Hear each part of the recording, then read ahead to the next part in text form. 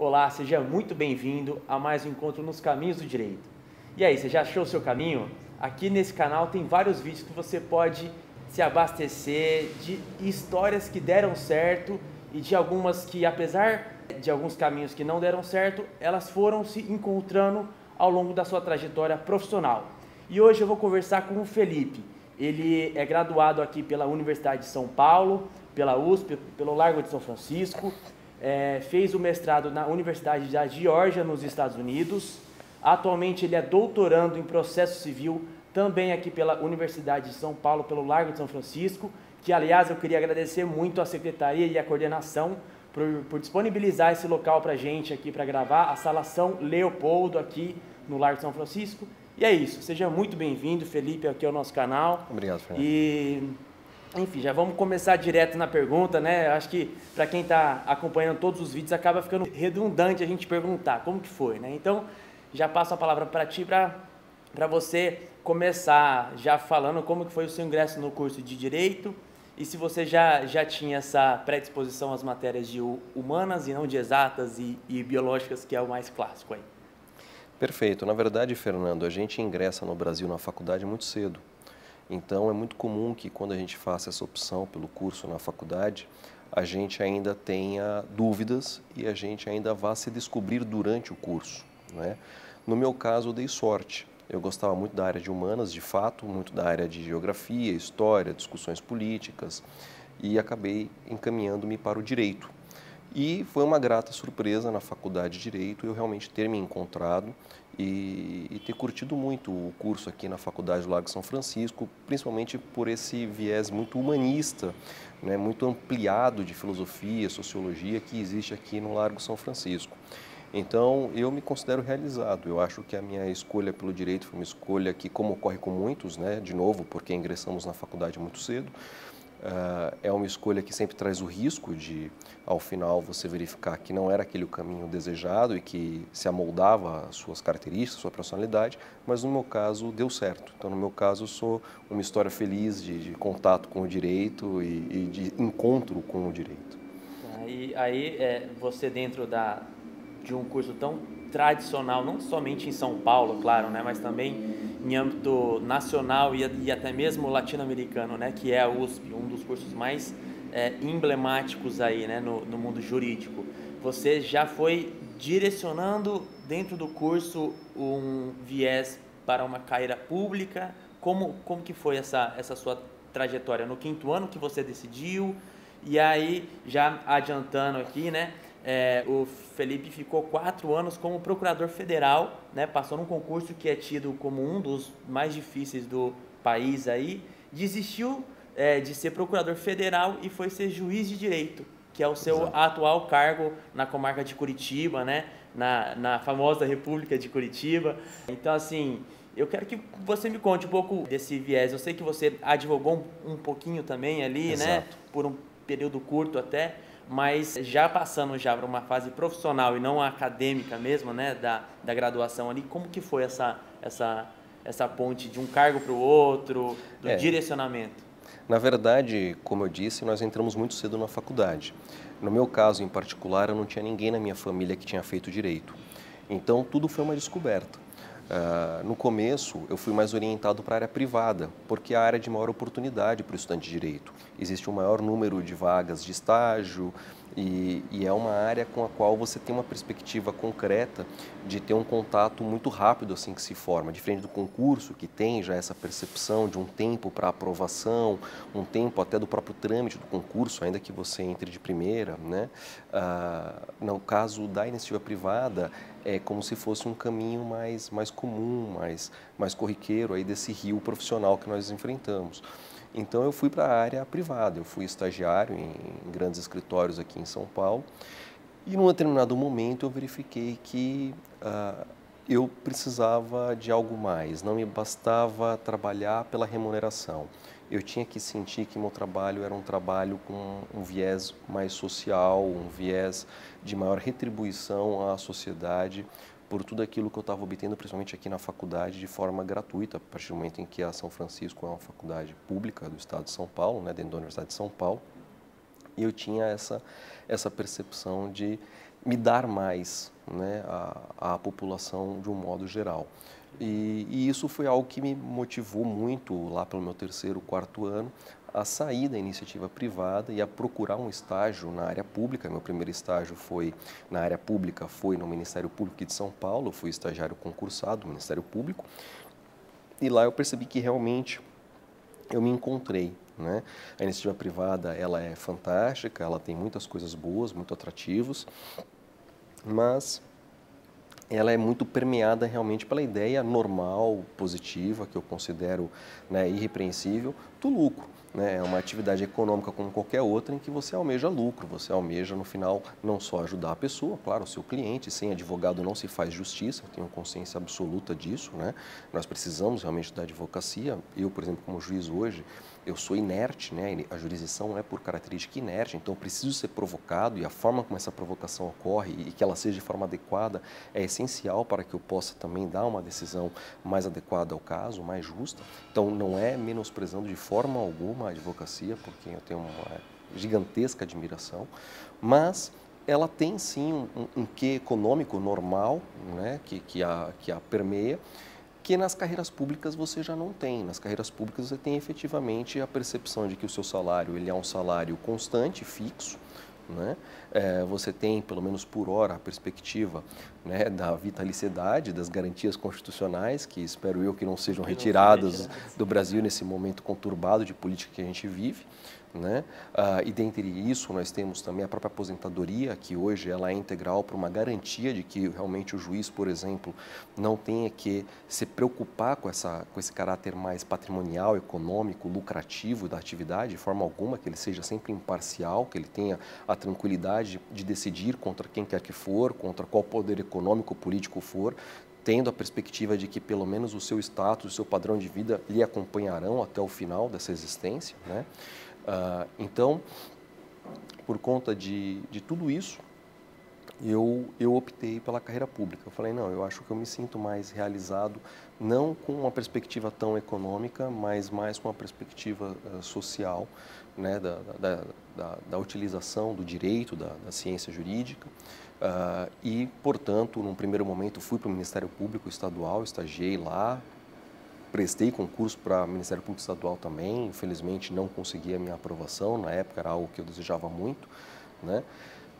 Passei para procurador federal. Assim que você se formou, já no ano seguinte da sua...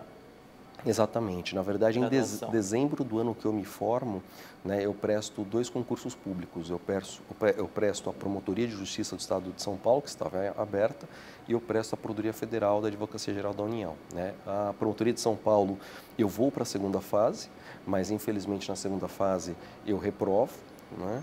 E a Procuradoria Federal não. Na Procuradoria Federal eu tive a sorte, né, de continuar, de progredir. Sorte não, competência, né? Muito estudo, né? Para progredir, muito estudo sim, de fato, muito estudo. E para prosseguir no certame até o final, sim, e lograr a aprovação e então tomar posse. Enquanto eu não tomei posse na Procuradoria Federal, eu cheguei a trabalhar um pouco como advogado, porque eu tinha, né, ao final do meu curso, eu também prestei o exame da ordem, eu fui aprovado já no primeiro exame que eu prestei, que era ao final do curso, né? Hoje há a possibilidade de se prestar antes do final, mas na época tinha que se aguardar mesmo o final. E então advoguei em poucos casos, né, de forma mais autônoma, mas enquanto não tomava posse na Procuradoria Federal.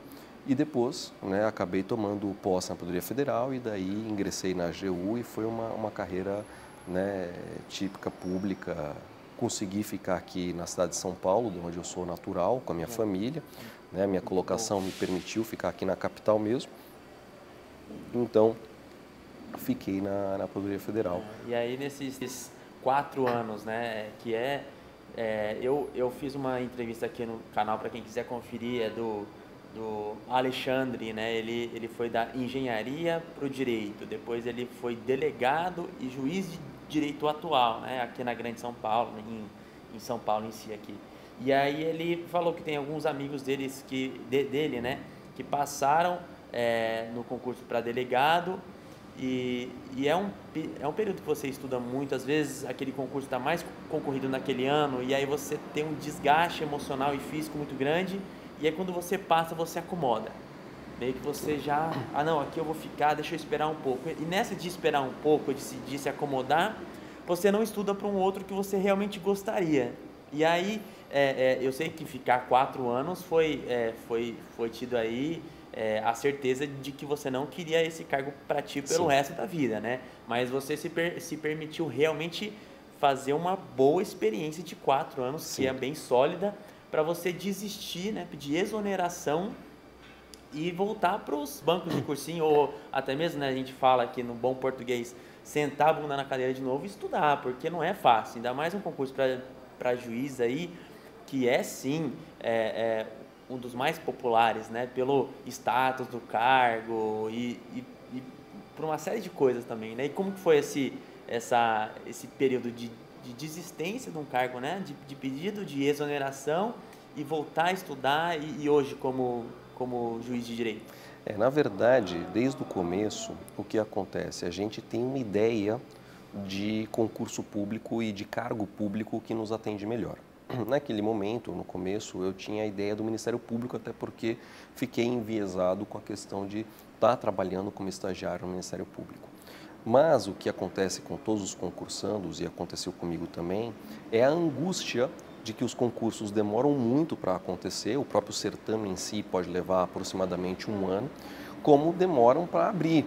E essa abertura ela não é exata, ela não é racional, ela não ocorre todo ano um número certo de vagas, ela varia de ano para ano, né? São conjunturas políticas e econômicas que influenciam na abertura dos concursos.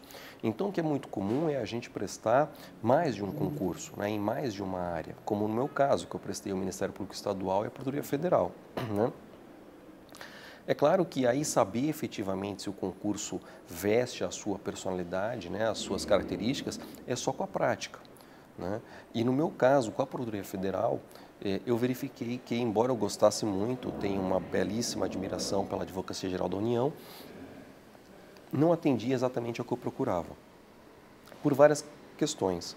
Uma delas é a questão da matéria, a matéria federal um pouco mais restrita, eu gostava de matérias de âmbito estadual, que na área de família eu não mexeria, né, como, por exemplo, família, né, crimes comuns, infância e juventude, mesmo questões de responsabilidade civil, contratual, que embora hajam em certa medida na União, elas existem numa dimensão menor do que na estadual. A estadual acaba tendo realmente uma competência jurisdicional mais ampla. Então, essa foi uma das questões que me chamou a atenção, para fazer essa mudança, né, no segundo momento. Depois, outra questão foi a independência funcional, né? Hoje em dia, apenas as carreiras da magistratura e do Ministério Público têm independência funcional, que significa a sua efetiva liberdade de escolha da interpretação que você acha mais justa, que você acha mais adequada. Quando você está na advocacia pública, né, seja municipal, estadual ou federal, você ainda representa um ente e, portanto, se há duas interpretações e uma é mais favorável ao ente que você representa, você tem que adotar aquela, mesmo que você eventualmente discorde, né? Já na magistratura e no Ministério Público, isso não acontece. Na magistratura, eu acho que a amplitude é ainda maior, porque o Ministério Público, claro, muitas vezes ele age orientado como custos legis a algum interesse de algum vulnerável em alguma medida e, por óbvio, que então a sua atuação ela tende a ser um pouco mais voltada para uma interpretação mais benéfica àquilo que justifica a sua atuação no processo, né? Então, no interesse do caso do menor, né, do hipossuficiente, etc. O juiz não, o juiz efetivamente tem uma liberdade muito grande e tem que avaliar ambos os lados, né, e considerar todas as posições de uma maneira muito imparcial. Então, eu acho que a independência funcional da magistratura, ela é realmente a mais ampla que você pode imaginar, que você pode pensar, conceber. É uma atuação rica, né? Você pega conhecimentos de todas as partes, de todos os lados, de Sim. todos os ramos do direito e você faz a sua convicção de acordo com a lei. Mas Exato. é rico, né? É uma atuação muito rica no sentido dos ramos que você atua, né? E de respeitar as manifestações, né? Porque você não polariza de forma alguma. Se você polarizar, você tem que sair daquele processo. Você não pode polarizar, então você vai respeitar e ouvir com muita atenção os argumentos de todos. Então, isso te dá uma capacidade de posicionamento ao final na decisão, que é de fato muito independente e muito orientado e guiado apenas pela sua visão de justo, né? Claro que tudo dentro do respeito de uma ordem constitucional, né? Como eu costumo brincar, o juiz é juiz, não é justiceiro.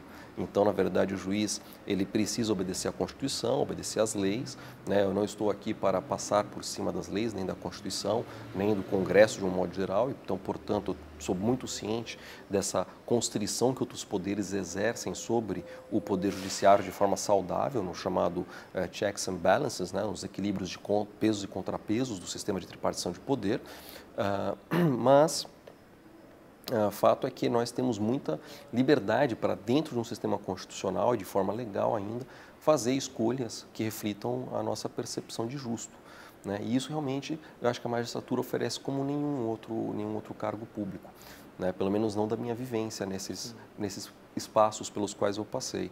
Então, eu, depois de algum tempo no Poder Federal, começo a refletir sobre essa questão da independência funcional e começo a procurar, né, outro concurso que me desse isso, que no caso era a magistratura, né? Eu estava ali muito afeito às matérias federais e trabalhistas, que eu já mexia na Procuradoria Federal. Então, eu acabei prestando um concurso, de novo, como assim no começo da carreira você presta, né, para mais de uma área, você presta à medida que vai abrindo também, por conta dessa variável da imprevisibilidade do que vai acontecer no cenário do concurso. Eu prestei magistratura federal, prestei magistratura trabalhista, fiquei numa fase de sentença aqui no TRF da terceira região, fiquei em 2 fases de sentença no TRT, né, aqui da segunda região, que é São Paulo, e 15ª, que é Campinas. E a magistratura do Paraná, que por felicidade é estadual, era a que eu realmente mais queria, mais gostava, né?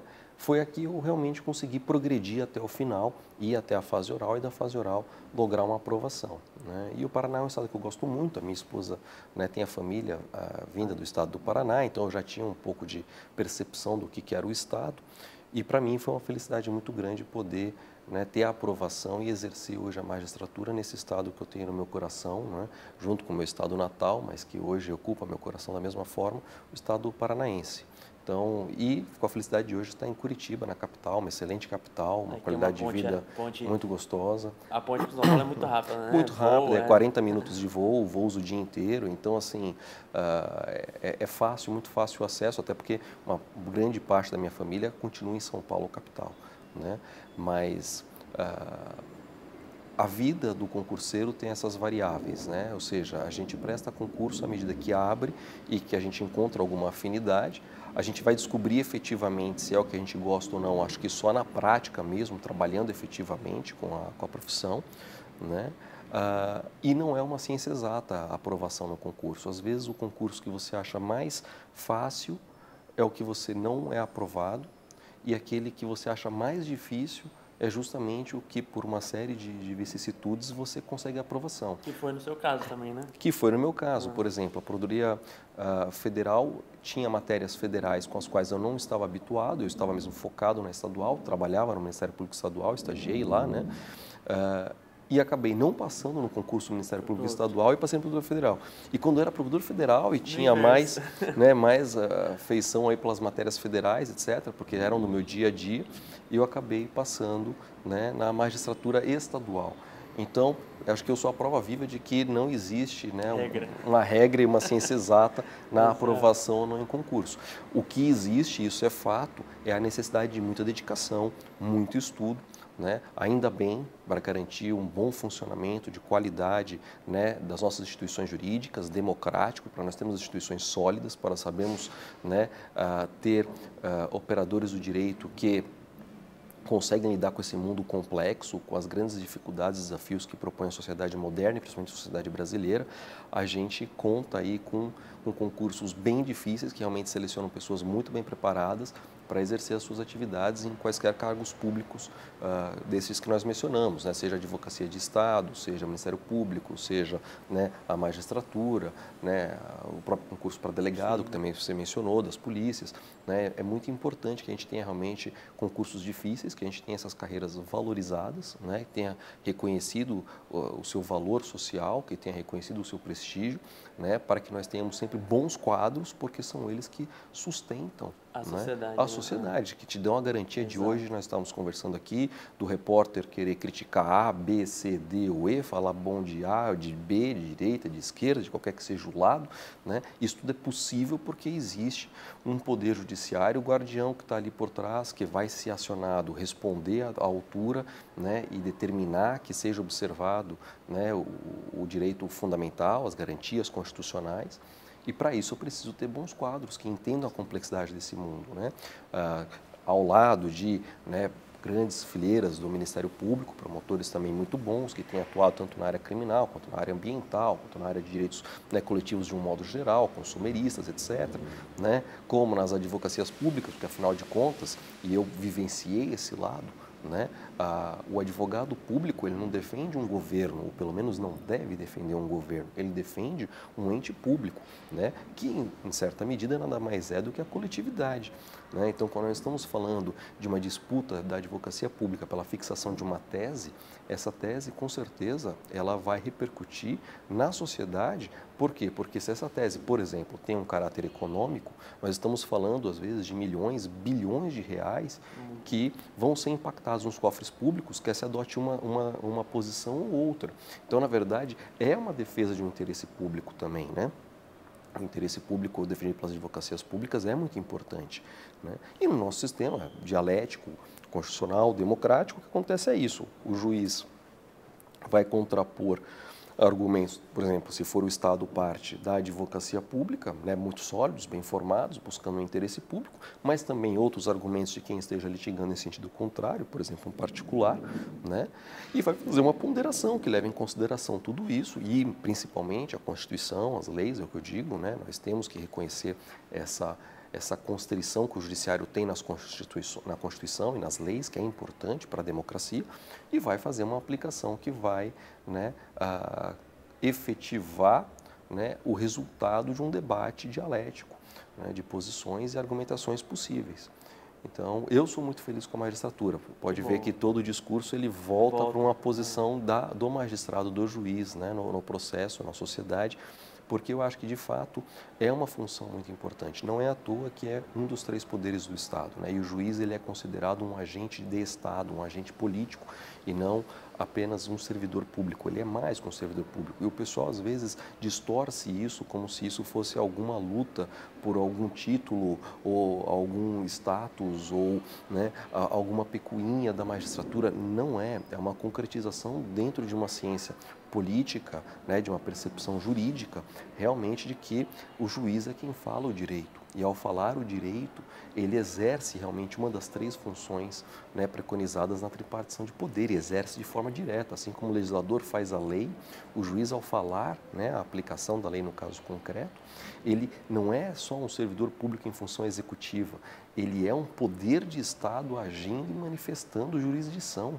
Isso é uma coisa muito grande, muito importante e que não pode se perder de vista. Então, não é a discussão sobre o juiz, né, não ser vinculado ao status de servidor público, não é uma discussão de status ou de pequenices e vaidades, né? É uma discussão efetiva de fundação, né, na teoria de Estado, na teoria política e teoria de Estado, que identifica qual que é o seu papel na regência de uma sociedade. Então, o judiciário é um poder muito importante e daí que eu digo que a magistratura lhe dá uma independência funcional com uma capacidade de expansão do exercício dessa independência que eu acho muito peculiar e única da magistratura e que, portanto, eu faço aqui, né, de forma mais informal, né, essa assertiva de que eu acho que é uma independência funcional diferenciada, um pouco mais amplificada, né, do que mesmo a de um outro ator que hoje reconhecidamente também tem a independência, que é o Ministério Público.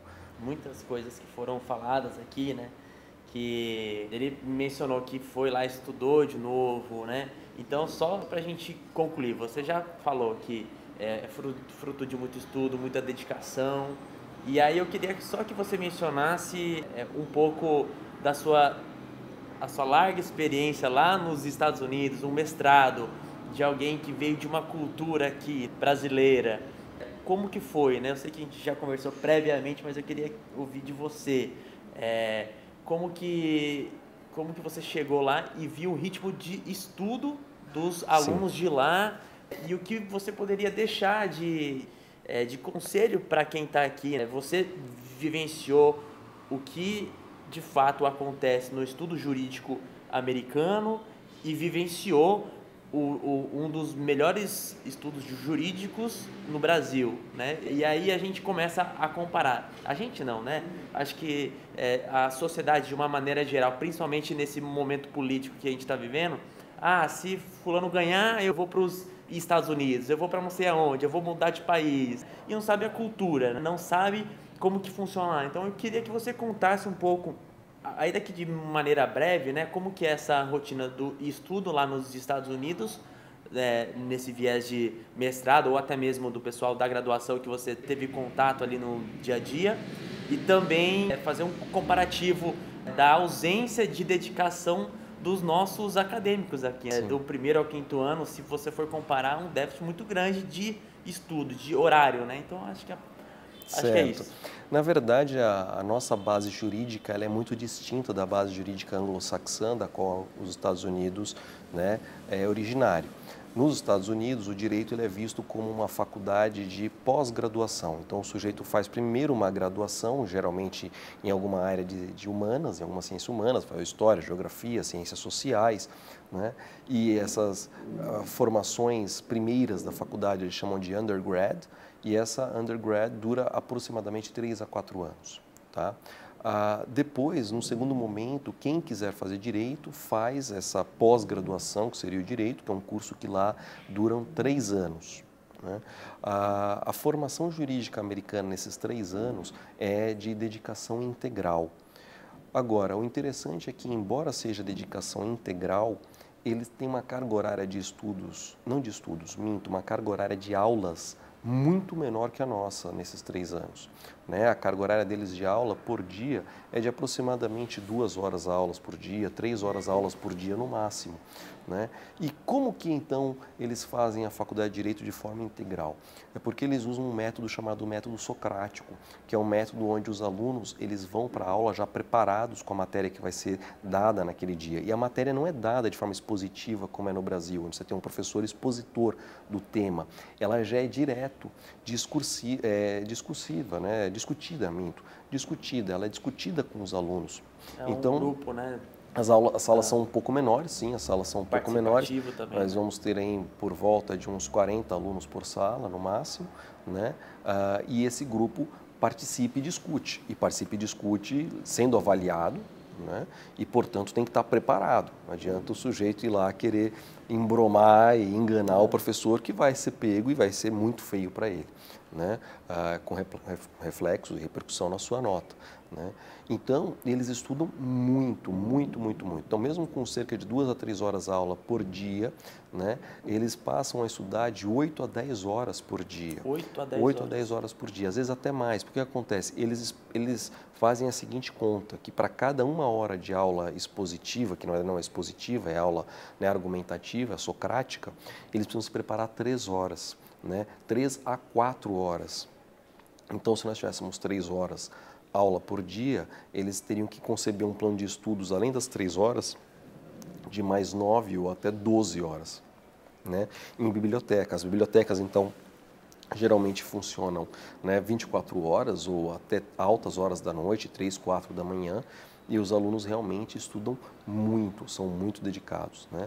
O direito é uma profissão que goza lá de um bom status, né? O bacharel em direito tem um bom status, o advogado tem um bom reconhecimento social. Claro, como qualquer lugar do mundo, existem os bons e maus profissionais, claro que existe eventualmente aqueles que, né, não honram, né, o curso de direito nem a advocacia, mas, de um modo geral, tem um bom status, tem uma preocupação ética muito grande em manter esse status, manter esse bom conceito social. A própria classe dos advogados fiscaliza muito o advogado para que ele seja um exemplo de conduta na comunidade, e isso vai ser valorizado e vai repercutir na vida dele nos meios, né, de contratações entre advogados e até mesmo na própria escolha para uma eventual magistratura, porque lá o judiciário ele é escolhido dentre advogados, né, e aí essa escolha varia um pouco de estado para estado, pode ser às vezes por escolha do governador, né, se for para a justiça estadual, federal é por presidente.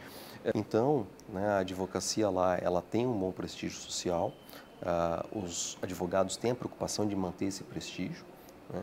E isso é fomentado desde a faculdade. É fomentado, por exemplo, com uma boa formação, com muitas horas de estudo, com uma honestidade acadêmica, né? Como eu disse, ninguém tenta enganar o professor de que estudou, não estudou, leu, né, os textos específicos da aula, né? Na verdade, você está sendo avaliado desde aquele momento. Qualquer falta ética durante a faculdade já pode ser reportada no seu histórico e isso vai repercutir na sua vida profissional. Então, é uma formação acadêmica jurídica muito diferente da nossa. Mas eu poderia sim concordar com você de que um traço distintivo é uma dedicação muito grande já durante a graduação, né? Muito grande, porque são muitas horas de estudo, mesmo com poucas horas de aula, né? E a dedicação exclusiva, né? Durante o curso de Direito, eles não podem trabalhar. O que acontece é que nas férias da faculdade, que são férias extensas, como ocorre aqui no Brasil, aí é que eles fazem estágios. Os estágios deles são estágios de férias. E aí eles estagiam nos escritórios ou nas cortes de justiça, né, auxiliando juízes, para poder adquirir uma experiência que, inclusive, é muito importante, vai ser muito valorizada quando eles se formarem e saírem para prestar, né, o exame da advocacia, que lá é a Bar Association, né, que faz às vezes da nossa OAB, e para também conseguirem postos efetivos como assessores de juízes, que eles chamam de clerks, lá, auxiliando na feitura das decisões judiciais, né? Mas realmente é um marco bem distintivo assim, a dedicação que eles têm durante a graduação, que é muito forte, né? Muito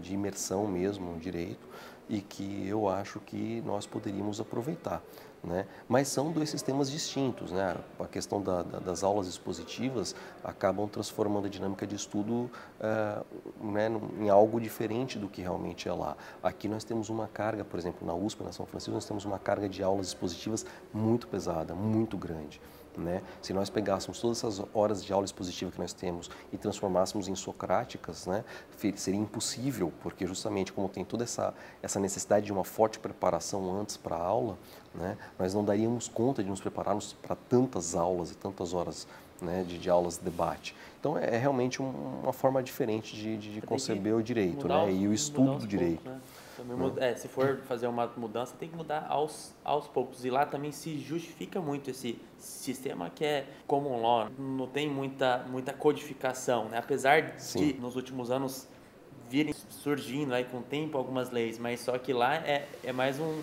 direito falado, vamos colocar aqui, né? E aqui é mais positivado, né? Você tem uma oralidade maior na prática jurídica, que com certeza, então, vai valorizar a sua formação mais argumentativa durante a faculdade de Direito para te preparar para a sua prática, né? E essas aulas socráticas ajudam nisso.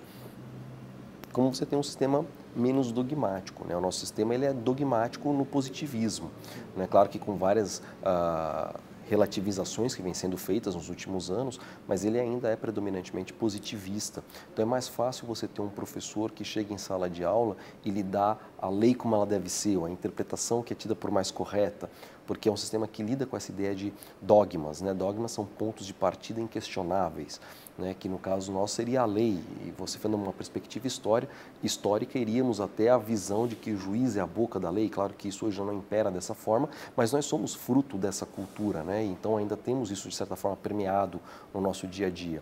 E lá não.